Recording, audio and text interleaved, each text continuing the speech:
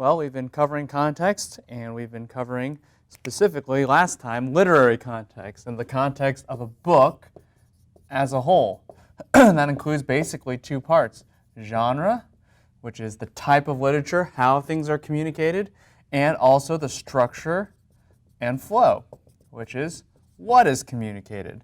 Well, this week we're going to be discussing how do you get into the details of the book itself, not just talking about a theme and how all these major parts build up and build together toward it, but what goes into each part and how do we identify a good outline and the very immediate literary context. That's the topic for today, immediate literary context. And you have to have this. It's good to know the big picture. It's good to know the general connections. But without the specific literary connections that are in your passage that you're studying, you're still not doing it all right. There are particular connections that we're looking for as well as general. You need both and. If I could make an analogy to this, it would be like landing a plane. When you fly on an airplane, you want to get to, say, Los Angeles to Dallas, Texas. And so it's good to have a big picture connection where your plane's actually flying in the right direction to Dallas from Los Angeles as opposed to, say, Washington, D.C. or Mexico or Canada or Alaska or Antarctica. Big picture connection, big picture direction, that's important. But that's not good enough. If the pilot just says when you get toward Dallas Airport, well, we're just around Dallas, so why don't we just land anywhere we want?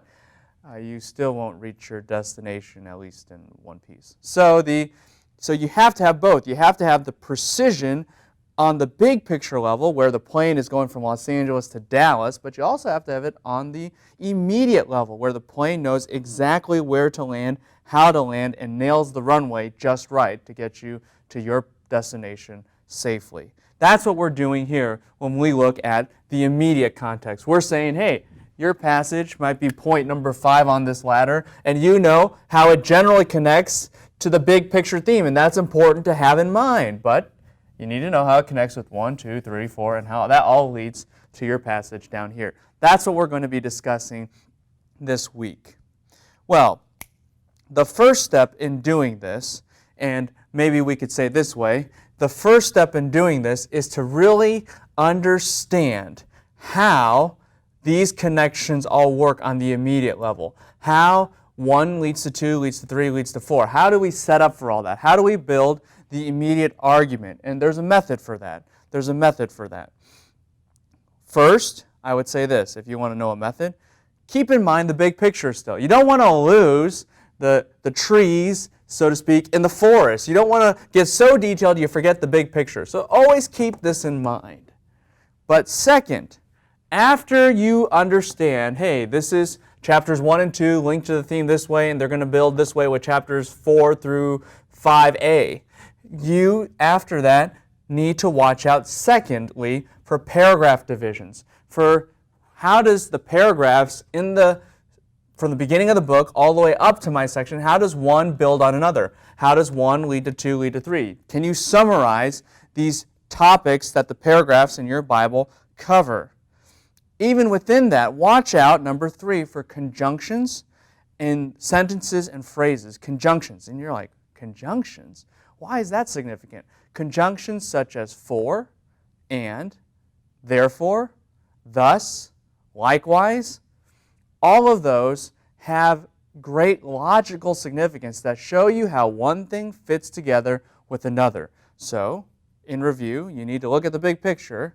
You got to look out for those paragraphs, know exactly what the paragraph is communicating, know kind of the topic of each paragraph, and then connect paragraph to paragraph primarily through conjunctions. Sometimes it's just going to be a logical connection as well. So you're going to have to balance between the two.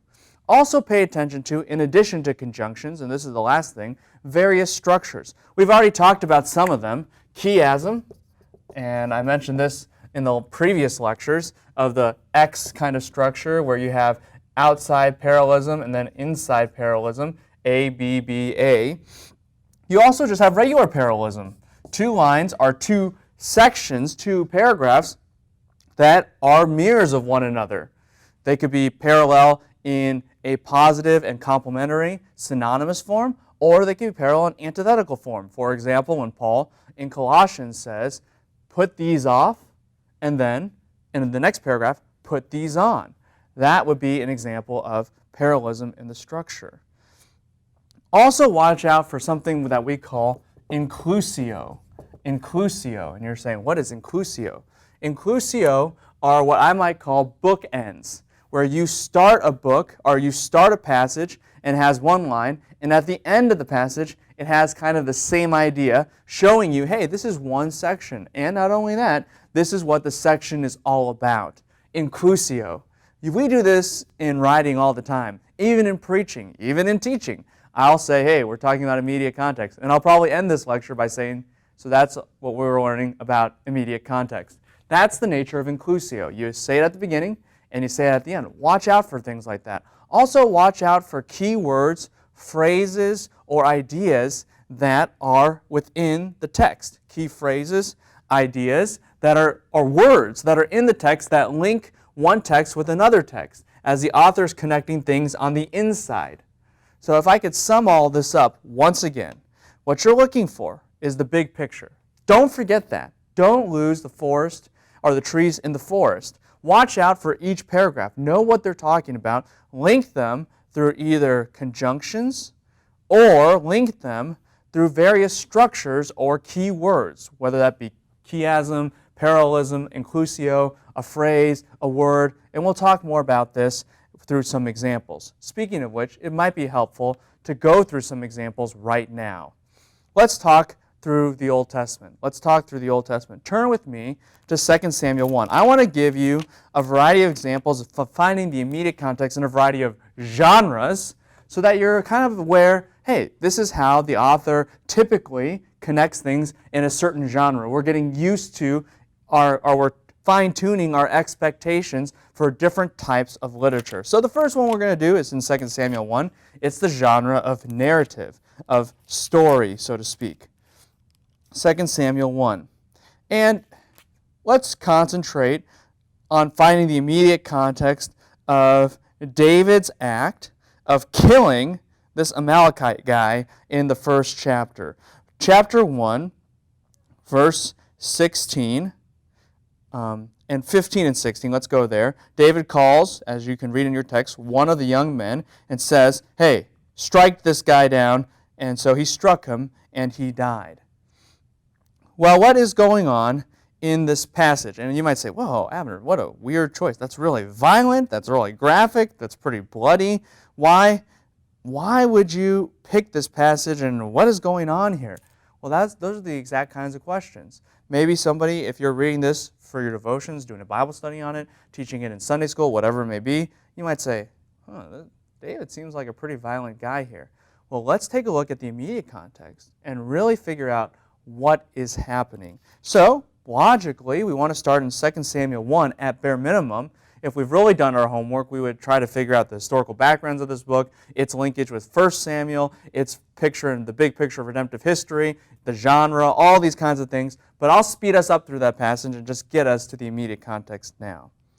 Well, we see it's after Saul died, and that immediately links us back to 1 Samuel, so you can work on some connections there. And all of a sudden, this Amalekite comes, and we see in verse 2 that it's on the third day that he comes. Now, here is where you need some historical background of culture, time, geography, travel distance. Where did Saul die?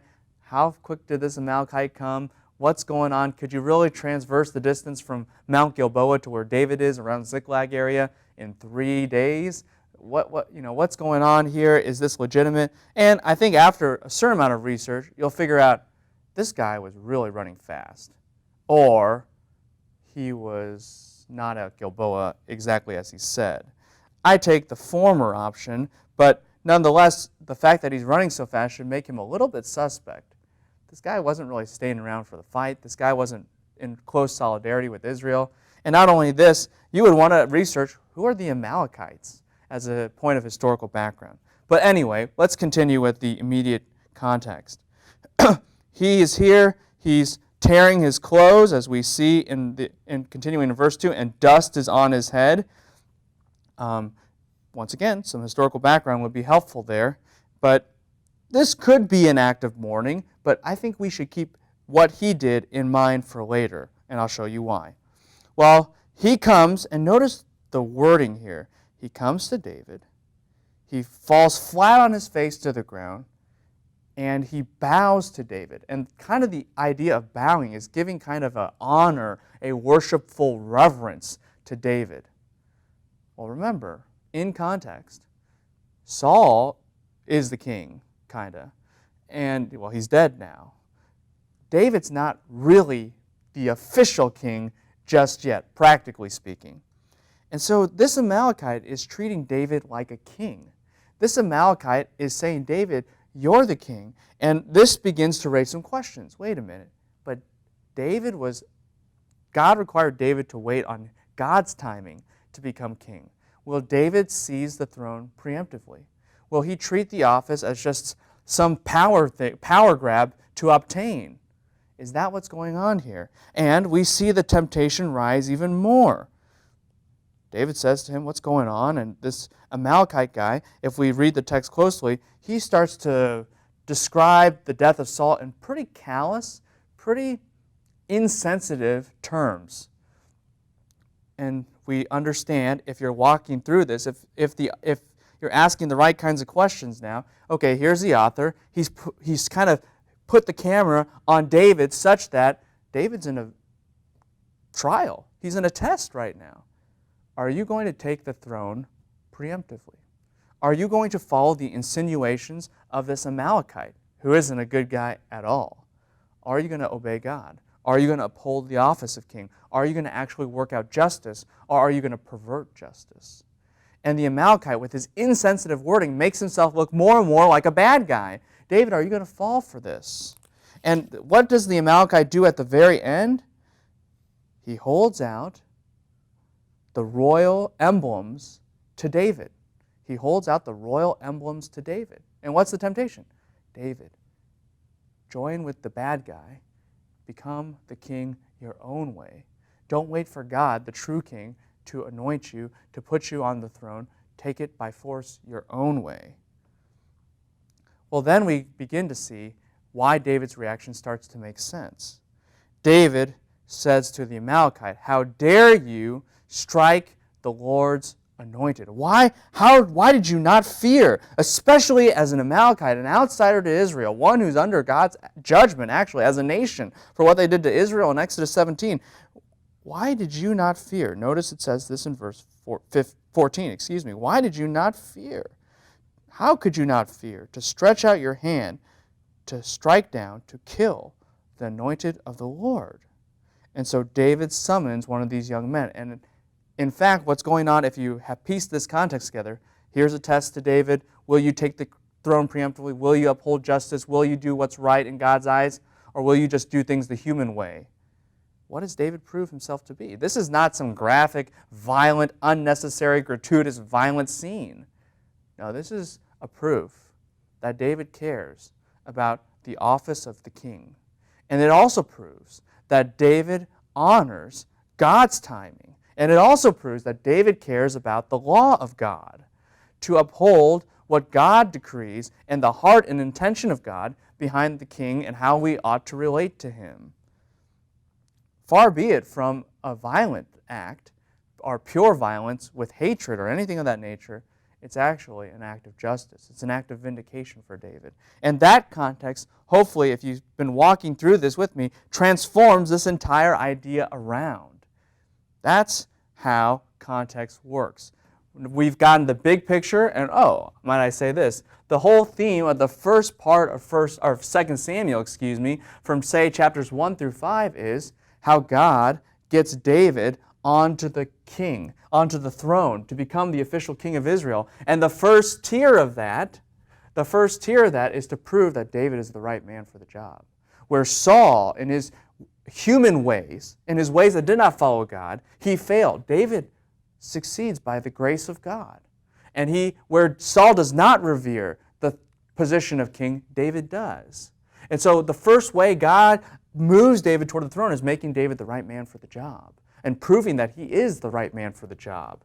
And so we see the tension between the big picture as well as the immediate context, and even here, the specific context of David passing the test by executing the Amalekite. This is what happens in narrative. You got to piece things together. You got to see where the author is leading you through the situations. It takes a careful eye to detail, careful eye to connection. Remember, two major questions in hermeneutics are meaning and connection. Well, let's go through one more Old Testament passage, and that is found in the book of Habakkuk. Let's try to cover a prophecy passage as well as a narrative. Well, in Habakkuk, and we're looking at chapter 2, verse 4, "Behold, the proud one, his soul is not right within him, but the righteous one will live by his faith." Well, how does this exactly work? What is going on here in context? We recognize the verse because both Paul and the author of Hebrews quote them. Well, what's going on in this verse right now? What's in the immediate context? How is Habakkuk situating this verse? What's its precise contribution? Well, in the broader context, starting from chapter 1, Habakkuk has been in a sort of discussion with God where he has appealed to God and said, "Lord, how can you be just and allow such gross sin in the land?" And God says, "Well, glad you asked, but be careful what you ask for. I'm going to send the Babylonians who are eager to kill your people, and they will be my agent of judgment against everyone here." Well, Habakkuk thought, oh no, that raises a whole different set of issues. How could you use people who are more wicked than we are to judge us, the Israelites? That's Habakkuk's next question in, say, verse 12. And he's wondering, "Lord, aren't you forever? You're the Holy One of Israel. We won't die, will we? We have to survive this somehow." These are the kinds of questions Habakkuk has in mind in the immediate context. Well, Habakkuk now in chapter 2, verse 1, waits for the answer. He takes his stand. That's what he says in verse 1, to see what the Lord will say to him. And the Lord answers him and says, "Write the vision down.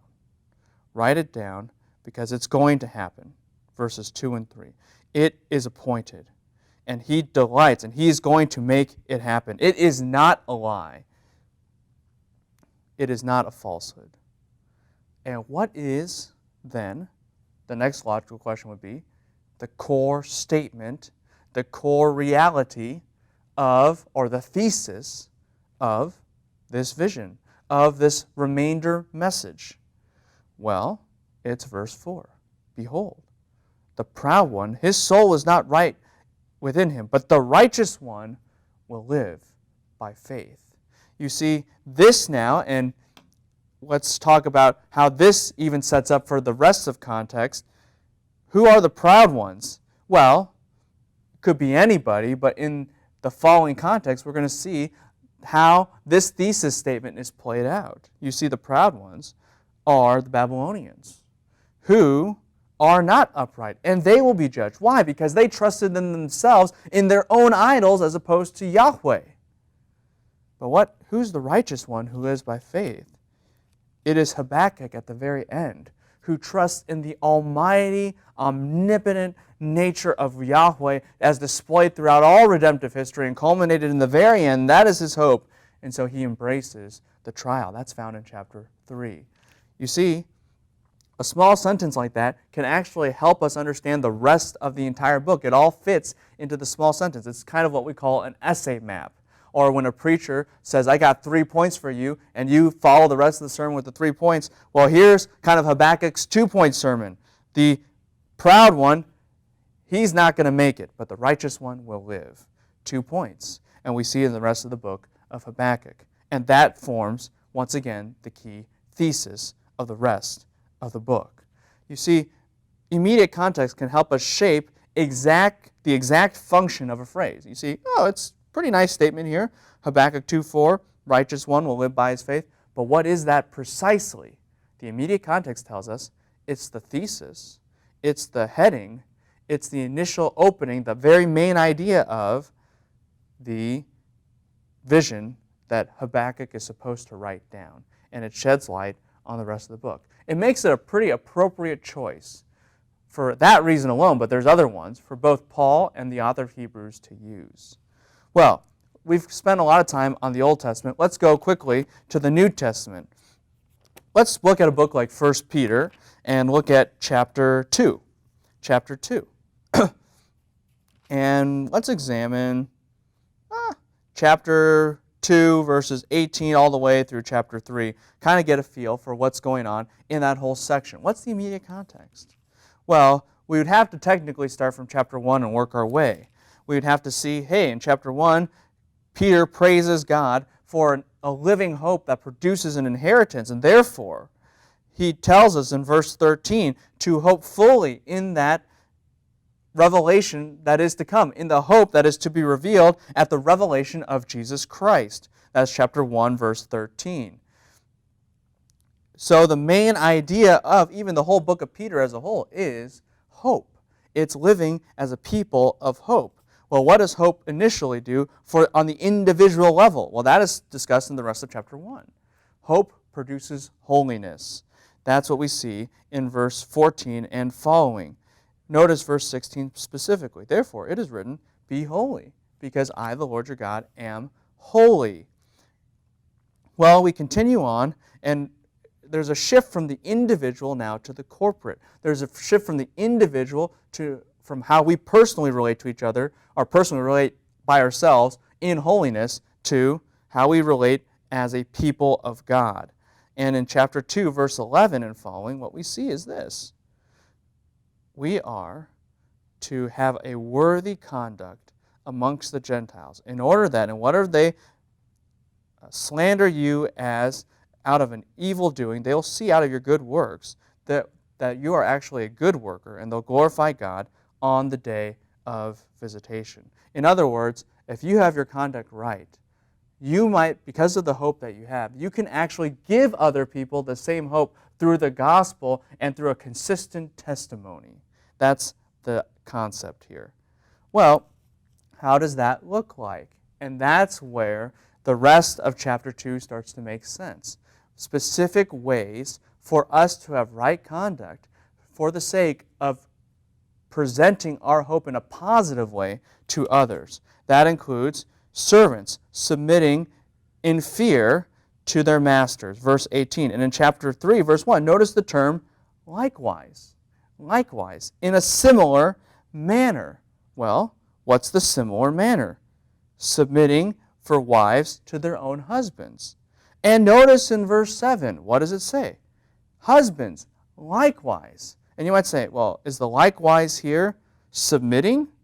Because the servants submit and the wives submit. No, for the husbands, it's to dwell in a understanding manner with their wives. You say, wait, but if the servants were supposed to submit and the wives were supposed to submit, why aren't the husbands supposed to submit? What does the likewise mean?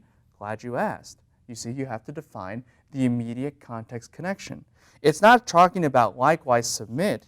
It's talking about likewise have a worthy conduct. What does a worthy conduct look like? That's what we're dealing with the likewise.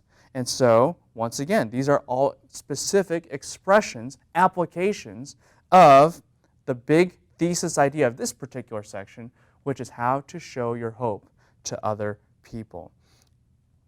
Well, I hope that you have had a certain amount of understanding of what it means to get back to the immediate context. It's good to look at a book as a whole, but you've got to also work through all the paragraphs and phrases. I know I've gone quick, and I'm sorry about that, but we're almost out of time.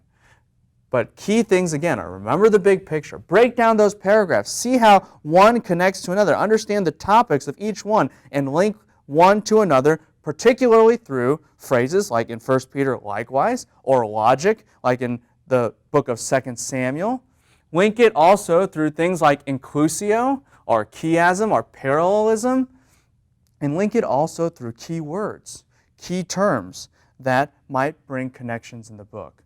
Do your very best. Let's work together to really understand how the immediate context fits together like pieces in a puzzle.